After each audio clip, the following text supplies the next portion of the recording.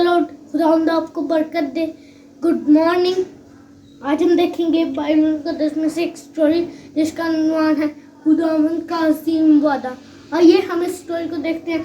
कहीं मत जाइएगा, हमारे साथ रहिएगा। आइए हम इस स्टोरी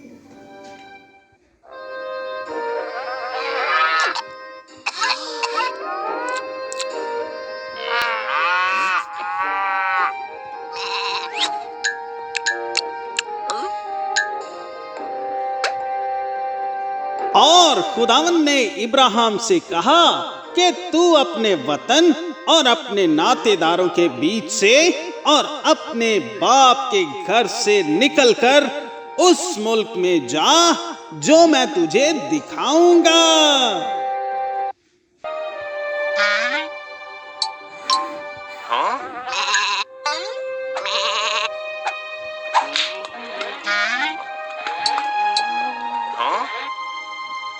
और मैं तुझे एक बड़ी कौम बनाऊंगा और बरकत दूंगा और तेरा नाम सरफराज करूंगा, सो तू बाइसे बरकत होगा।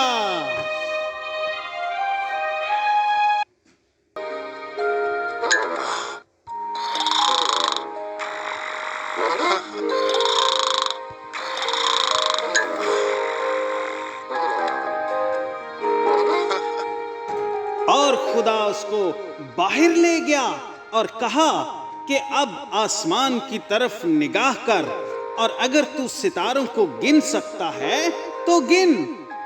और उससे कहा कि तेरी औलाद ऐसी ही होगी। और वो खुदावंद पर ईमान लाया।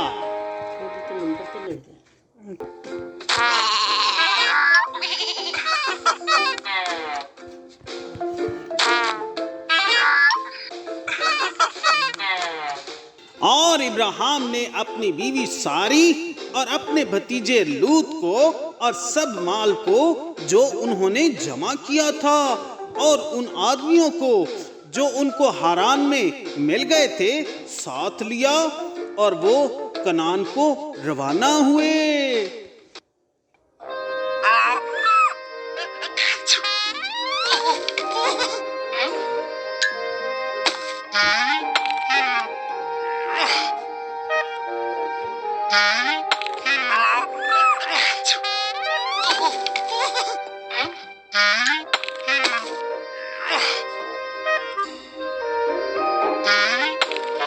जब वो मुल्क किनान में आए और इब्राहिम उस मुल्क में गुजरता हुआ मकाम सिकम में मूरा के बलूत तक पहुंचा, उस वक्त मुल्क में कनानी रहते थे।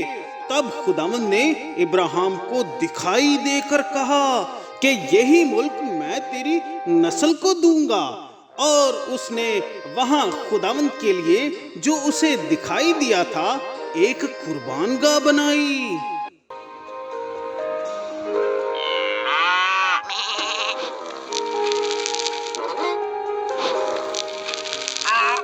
फिर वो वहां से कूच करके उस पहाड़ की तरफ गया जो बैतेल के मशरिक में है और वहां उसने खुदावंद के लिए एक और कुर्बानगाह बनाई और खुदावंद से दुआ की। आमीन। मेरे बच्चों, आपको इस स्टोरी कैसी लगी?